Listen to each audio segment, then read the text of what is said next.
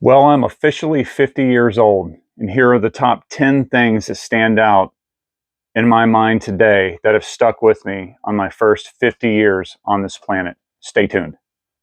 All I need are some tasty waves, cool buzz, and I'm fine. What's going on, everybody? Welcome back to the channel. I am Graham, back with another video. And this is a video that I've been kind of building up to for a while. Obviously, I turned 50 years old on August 16th of 2024, in case this is being seen in the future.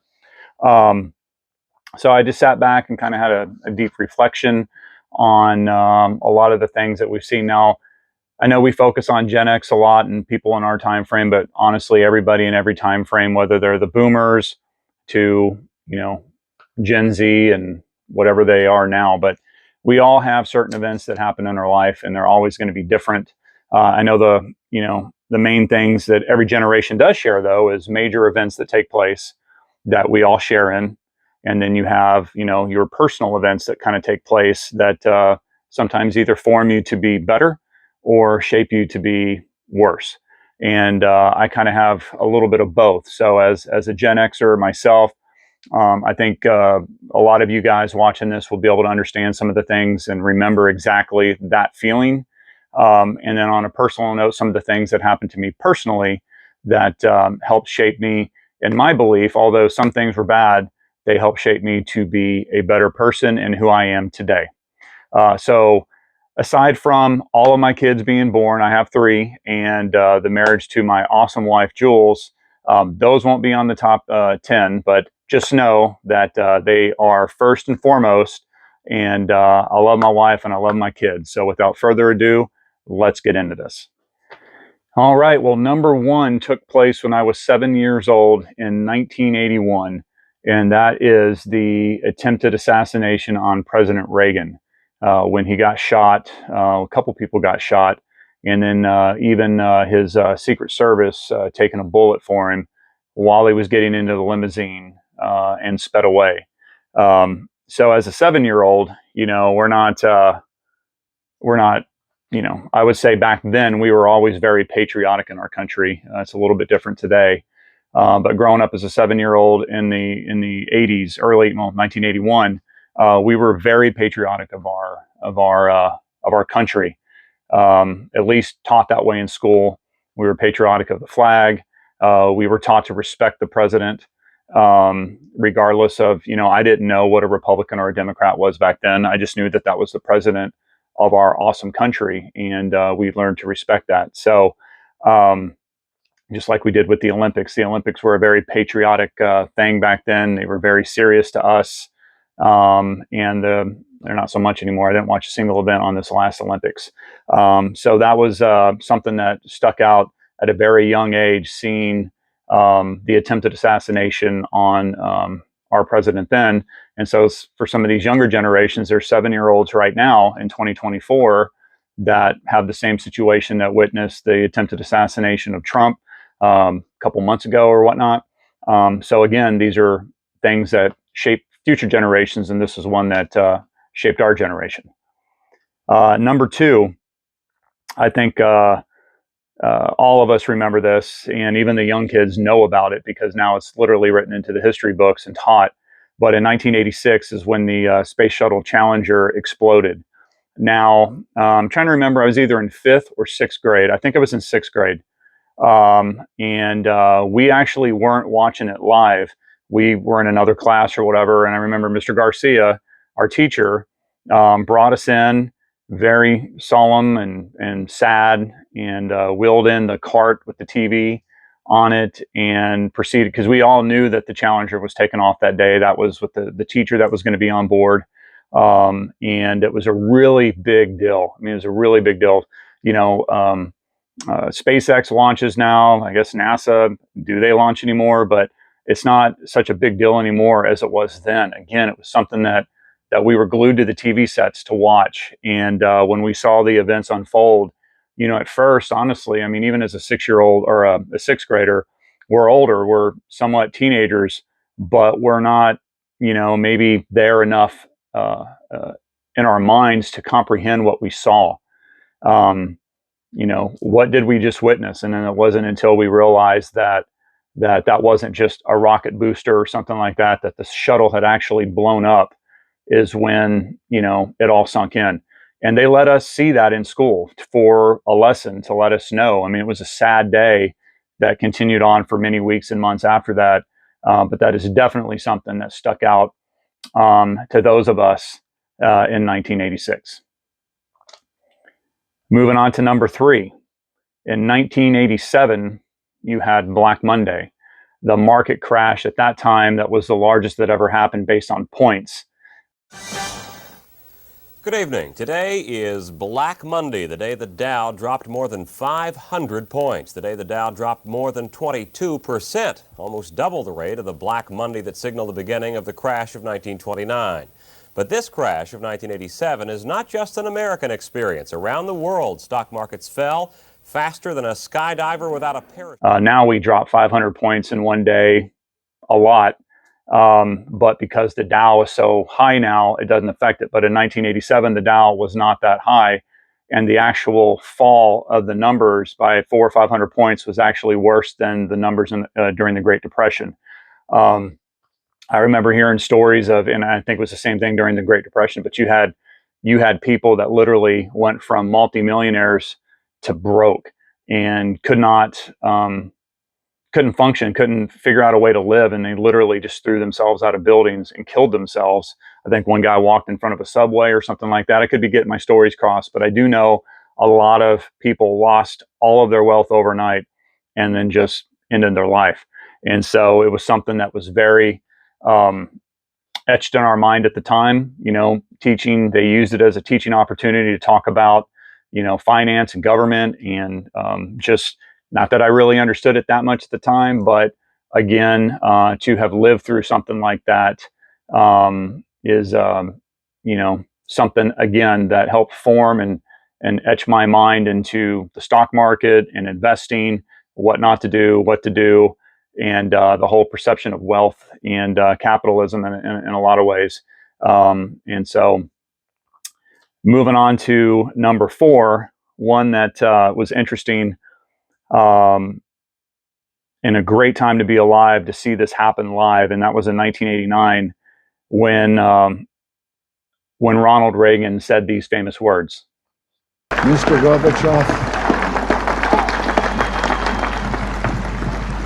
Gorbachev, tear down this wall.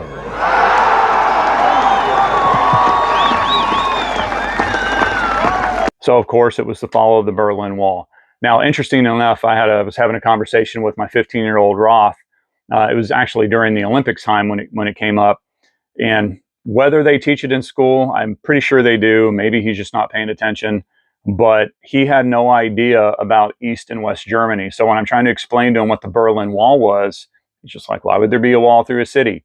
So then you have to take a history lesson and explain to him, East and West Germany, how one side was a democracy, the other side was communism, still controlled by Russia or the USSR at the time. And during the Cold War, didn't understand what that was. And then going into talking about how the Olympics were, once again, why they were so competitive. And I remember, and if you were old enough at that age, that every time an Olympics came up and you had people from East Germany competing, there was always somebody trying to defect, to get away. And they were watching for those people. The Western countries would always take them, but the Eastern countries, the communist countries, were always on high alert to make sure that their top athletes or stars did not defect over. And I think pretty much every time one happened. But to kind of explain that, in modern times, you had a wall built down, an opposing communist, blocking communism from democracy, and then ultimately democracy winning. And then becoming, reuniting families that hadn't seen each other in decades, and unifying that city once again. So number 5 is kind of when the next few are moving into some of the personal things that happened to me specifically that, I'll never forget. And that was in 1990. It was in December of 1990 in my junior year of high school. So it would have been, you know, from 1990 to 91 school year. I was actually kicked out of school for truancy. Nowadays, nobody gets kicked out of school for truancy. They just allow you to make up the days. Oh, you've missed 15 days. We'll allow you to take 3 hours on a Saturday, and we'll just give you all 15 days back on that Saturday. That's really kind of how pathetic it is now. I have a son in high school, and he tells me what those rules are, and it's quite sad. But back in the day, if you miss too many days of school based on the law of our state, Texas, you were kicked out of school, and then you had to start that grade all over again the next year. Um, at that point in time, my I don't really want to say that it was bad, but I went from being a very, very sheltered kid to finally, you know, getting out and experiencing the world, meeting some people, partying, doing, you know, some of the heavy stuff, you know, back in 1990, and was having quite fun. So a lot of times I just didn't show up to school. School was always pretty easy for me. I was still on A and B honor roll, even though I missed so many days. And that's actually back when school, where you had to learn stuff and study. And if you took a test and you failed it once, you didn't get 9,000 retakes on it until you passed it. So the way I looked at it is, I got removed. I got kicked out. I had a assistant principal at this school, Cal Allen High School in Corpus, that just kind of had it out for me. I think he could have let it slide, but he didn't. And he kicked me out. And on my way out to the truck that day in the parking lot, because I drove this little red Toyota pickup. I'm 6'4". This was one of the tiny trucks. I'll talk about that truck in a minute. But I walked out to my car, and although you know, I had heard this song hundreds of times on the radio and from my mom because she had the album, I start up the key in C101, which is the Corpus station, still there today, playing rock. And on the radio was my favorite Pink Floyd song, which is Time. And if you don't know what that song is, or forgot what it's about, you should go back and take a listen to it, because the words are very, very profound. And especially now being 50, you know, it's kind of like you know, you have so much time. As they say, every day is getting shorter, never seem to find the time.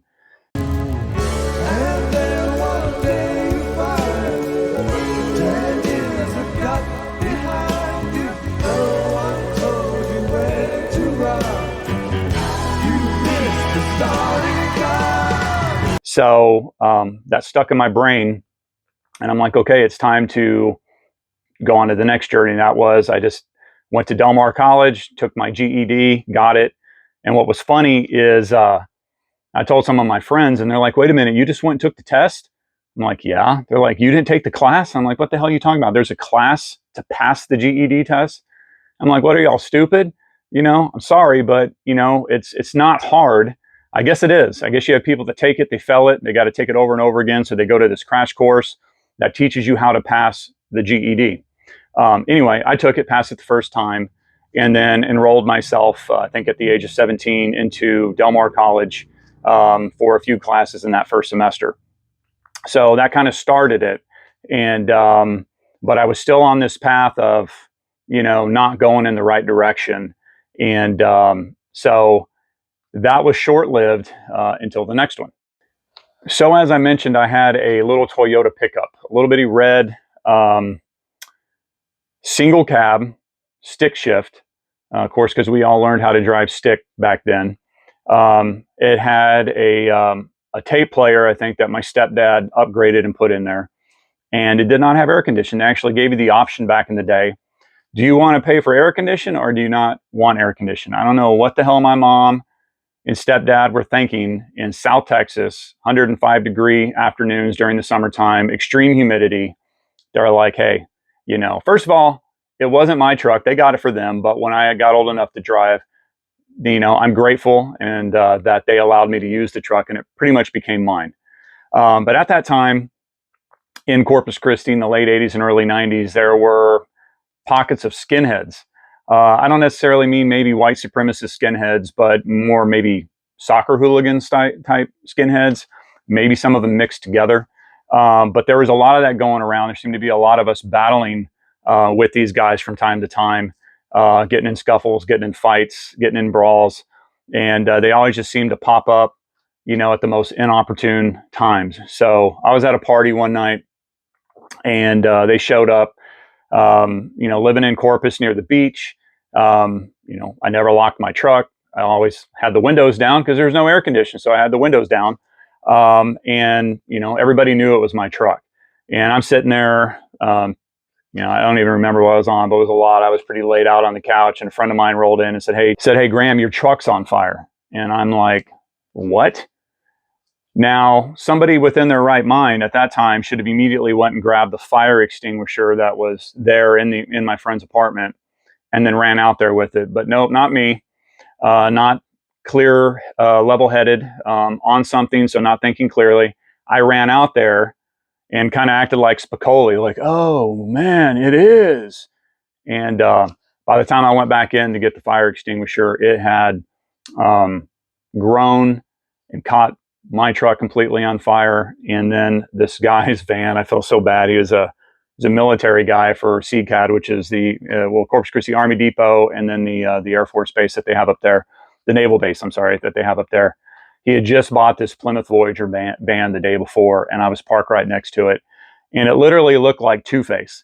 So on the side that was facing me, it was charred and burnt. And then on the side that was on the opposite side, it looked like a brand new van. And so what had happened is these guys, after getting into a scuffle before, cruised the parking lot and took a Zippo, and the trucks at that time, or that specific one, the bench seat would move forward, and the padding of that seat was damn near straw. It wasn't foam. It was like a weird, I would say, highly flammable material. So this dude took a Zippo, threw it in there, and it caught on fire and blew up. And that was kind of the tipping point. My mom was finally like, "Look, I have enough. Nothing seems to be working." And she packed me up and moved me to live with my aunt, who I always had a great relationship with, but she didn't take any shit. And I kind of lived in fear of her. So I was a skinny kid. She was probably about a 350-pound woman, and she was mean when she wanted to be, but also one of the most loving people that I've ever known, and that was my Aunt Mary. I think we all have an Aunt Mary, right? So she moved me out and to live with my aunt, hoping to get me away from the type of crowd and friends that I was hanging out with in Corpus. So number 7. So I move in with my aunt, and I don't know if it's the law of attraction or whatnot, but I wasn't ready to change. I had enrolled myself in the local college there, but then immediately seemed to migrate or attract the same type of people that I was partying with and hanging out with when I was in Corpus. And so before you knew it, I was partying all over again, doing all types of stuff, drugs, partying, drinking, not going to school, and then winded up uh, getting a girl pregnant at 18 years old. And so, so that was kind of one of those moments that now I know I said earlier not to mention, like the 3 kids are included, but this specific one, my firstborn literally saved my life, because if I didn't have him, and I've told him this, and he kind of rolls his eyes, but I don't think I'd be alive. So having my dad the way that he wasn't around a lot in my life, and it was kind of going to give me the opportunity to rectify that. Okay, sorry about that. I had to pause the camera and get it out, so I'm not doing it on camera. Having my oldest son, Theo, who's now 31, you saw him in my Corpus video. If it wasn't for him, I pretty much think I'd be dead, because in the trajectory that I was going, I couldn't have kept going at the pace I was, the stuff that I was putting in my body. And literally, he was born July 7th of 1993. I turned 19 the following month on August 16th, and didn't work out with his mom, obviously, but I got full custody of him when he was 6 years old and raised him to the day he moved out. And So yeah, once again, that was a very memorable event. Okay, so number 8, being there, being a young dad, um, I was heavily bullied, throughout, like 5th, 6th grade, junior high, and then up until my sophomore year of high school. And then that's when I moved and went to Cannel, and that's why I consider it kind of some fun, because I was making up for all those years. I'll show you a picture, but isn't this crazy that this was considered fat in the 1980s? But yeah, that was me a brief time when I was a teenager. Compared to today, I'm pretty damn fit.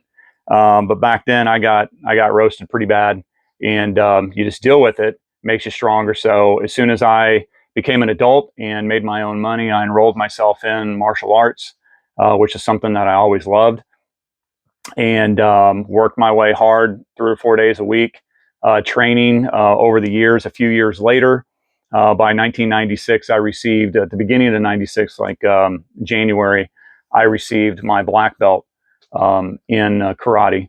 And it's actually my teacher trained Tong Soo Do, which is Cobra Kai's actual martial art, by the way. But the teacher that taught our teacher was Putnam out of the Air Force, who actually trained side by side with Chuck Norris under their sensei in Tong Soo Do. Um, so I did that, and then throughout that year of 1996, I achieved my second degree, and then eventually opened up my own dojo. Crazy thing is I collect everything, and for this video, I was trying to find my photo album that has the picture of me receiving my black belt, and an ad that I put in the paper for my dojo. It was called Graham's Hybrid Self Defense. And I opened up a school and trained there, and that was right around the same time that the Ultimate Fighting Championships first came out, which to stand-up fighters, Brazilian Jiu-Jitsu was just something so foreign and so new that it was pretty cool. So I went to a seminar out in West Texas and met Hoist Gracie for the first time, and then ended up bringing him to do a seminar in San Antonio. And so we did that, became friends, and I would fly out to Torrance, where he was still under his brother Horian, um, and training out there in Torrance with them. And the memorable event there was one of the times I went to train. It was one of the UFC nights when Mark Coleman was going to be fighting, and if he won, he would have tied or broken Hoist's win streak record. And I literally got to watch that UFC in Hoist's house, hanging out with some of the other students, just chilling out. That was a really, really great time. And then from there, I went on to train with, Tito Ortiz, Yves Edwards. And then eventually, like I said, I just did so much damage to my body that, I like to say I was a black belt. I have people that tell me, well, once a black belt, you're always a black belt. And yes, I achieved it. But at the same time, it's a martial arts lifestyle. And in my opinion, can I hold my own in self-defense? Absolutely. But am I some,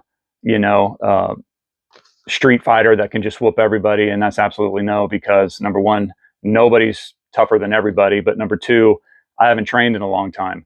I broke both my hands a couple times. I broke several of my ribs. I broke all of my toes. I've torn meniscus in my knee 3 times.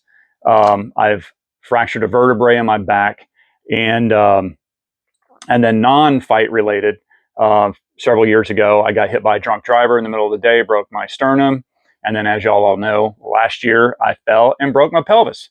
So takes its toll on you. So I didn't fight like that anymore. I still do train in my garage. I have a heavy bag. I still stretch. I do all that type of stuff. But martial arts is something that's still a very, very big part of my life, and mostly self-defense as well. And heading to number 9, of course. I think we all share in this, even the young ones, except maybe actually my oldest, but not my 2 youngest. But September 11, 2001. That's something that's my mom's generation was the assassination of John F. Kennedy and then Robert Kennedy. So that's something that at 72, 73 years old, she still is like, that's one of the main things that stand out in my mind. And of course, every human that was alive during 9/11, old enough to remember, of course, it's going to stay in their mind all the time. But that day, in particularly, I was in Las Vegas, staying at the pyramid one. I can't remember the name of it, the Luxor. And I was there on business, and I remember calling my customer service rep in the morning to place some orders to do some stuff. And she was just stunned. And she's like, I was like, what's going on with you? She's like, well, a plane hit the Twin Towers. And, I'm rushing. I'm like, oh, okay. I was just thinking like an accident plane hit it. So we go down, we get to the main lobby, and that's when there was a crowd. I think there was a sports bar. There's a little bar down there with a TV. And we stood around, and they were showing the replay of it. And I was watching the live feed. And I literally remember seeing the other plane and telling some other people, wait a minute, there's another plane. And then actually witnessing the second plane hitting in real time. Totally surreal moment. I mean, you don't need to go into much detail about that. That's just, what it is. So we basically, as you know, they grounded all planes. So we had made a mad rush to go rent a car or a van or whatever. We had a big team from work, like 6 or 7 people. Took us a couple extra days, and we were able to rent a van, and then we drove home because flights were canceled for a very, very long time. And then, last but not least, in 2010, I lost my father. Now, that's etched in my memory, obviously, because he's my dad. And but the story with my dad is him and my mom divorced when I was like 3 years old. And he was a Vietnam veteran and quite successful business-wise. He probably, I say where I get my love of vintage electronics, because in the late 70s, early 80s, he actually owned I call it a Zenith store because he preferred Zenith. But he owned an electronics store that sold TVs and VCRs and Betamax and projectors and all that. And he was a salesman, which is funny. That's what I do for a living now. I'm a salesman. And his best friend Tom was the repairman. And I remember him driving a work van, and he would pick me up on weekends that he would. And so to this day, anytime I see Zenith, I have several Zenith pieces in my office. Zenith stereos, Zenith clocks, anything Zenith. I try to keep it just because it reminds me of my dad. As I mentioned, he was a Vietnam vet, and unlike today and in World War II in Korea, Vietnam veterans weren't treated right. They had all of the same PTSD issues that our soldiers have today. But unfortunately, back when he came home, he got spit on, and he was treated like shit. And nowadays, if you're even in the military, you're treated like a hero, let alone if you have active duty and you're in wartime, you are treated like a hero. And so, those of you that are my age, you had a dad that most likely was in Vietnam, and you know exactly what I'm talking about. He never would talk about it. And most of what I learned from my grandmother. She would tell me stories. He was a Pathfinder, which is what they call recon now, and sustained some injuries. And despite being successful, obviously when he came home, he was just never the same, and he was an alcoholic. And for a time there, we up and moved to Lincoln, Nebraska, where my mom was originally from. Well, she's originally from Omaha, but we moved to Lincoln and had some of the most, those 2 years I was up there was kind of the most formidable years of my life. I have an uncle, my Uncle Rich, hi Uncle Rich, if you're watching the video. I learned to go up there and see what a strong father figure was like. Learned about hunting, learned about fishing, learned that you can make beer at home. Apparently you can make wine out of dandelions. So I got into a lot up there, learned a lot before we moved back down. So there was this 10 or 12 year gap where I didn't talk to my dad.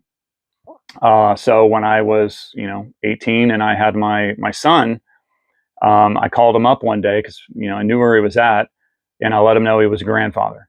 And that's kind of changed everything. I was an adult, and I needed to let the past be the past. A lot of what happened with him and my mom. He was never cruel or mean to me, although he did get himself drunk sometimes, and he dropped me and my brother off at the skating rink at times, and then forgot that we were there because he passed out, and we had to get picked up.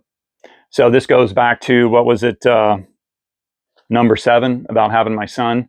Having these types of experiences with my dad is what made me want to be a dad and do a lot better job than my dad did. But maybe in his later years, he was different than what I remember him, and he loved my son.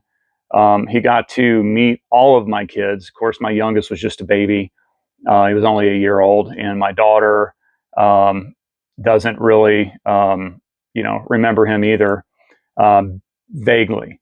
But my oldest, he knew him very, very well. And, I don't know what's harder, if you lose a family member and you're called, or you lose a mom or a dad and you're called in the middle of the night that they passed away, or in the situation of my dad, he was hospitalized due to kidney failure and liver failure from, the amount of alcohol he drank every day, to being told that he was going to die in 2 weeks. He had 2 weeks to live. And being able to go in and talk to my dad while he's laid up in bed. And then, one day he's perfectly, speaking to me, and he tells me to not come back. This would be the last time I see you. So I don't know if it's better to have lost him, got the phone call overnight, or then maybe you're wishing that you got to say something that didn't get to be said, or being able to look him in the eyes when he's alive, giving him a hug one last time, and saying bye. Drop a comment below on some of the great things or some of the bad things that happened in your life that made great things in your life later on. Again, if you've made it to the end of the video, I appreciate you watching it. This isn't what my content is all the time, but all you Gen Xers out there, give the video a thumbs up. If you're not subscribed, subscribe to the channel, so we can share in the comments some of the things that we went through, that we all know that were around in the 80s and in the 90s, that we all experienced, and how it may have affected you. So with that said, thank you for watching, and we will see you on the next video.